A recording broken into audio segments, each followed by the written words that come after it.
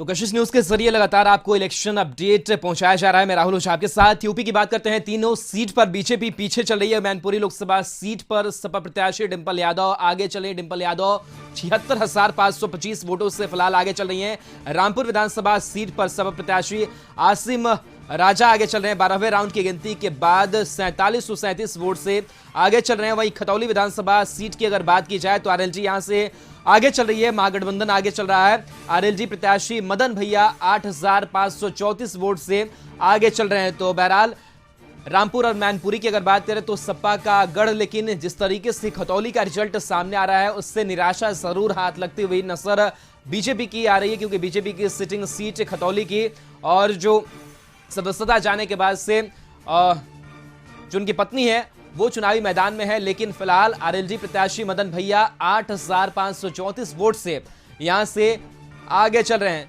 शिव कृपाल Mishra state head हमारे साथ phone line पर हैं। शिव कृपाल, फिलहाल जो अपडेट है, रुझान है, वो क्या कहता है, किस तरीके से देख रहे हैं आप?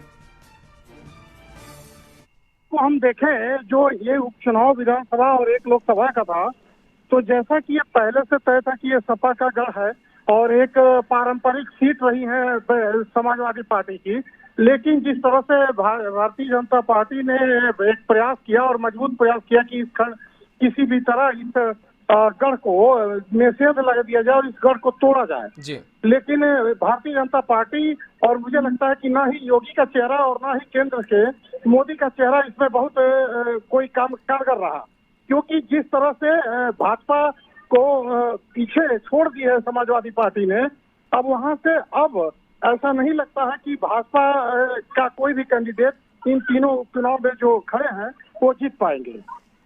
निश्चित तौर पे एक बात और कही जा सकती है कि जिस तरह से बंदिशें प्रशासन ने लगाई थी, तो जैसे किसी ने कहा कि जब बंदिशें तेज हो जाती हैं तो बगावत उभर के आती है, तो कुछ हम ये भी कह सकते हैं कि जितना ही प्रशासन ने बंदिशें लगाई उसी तरह से बगावती रूप में वोटर्स निकले और समाजवादी पार्टी के पक्ष में अपना वोट डाले।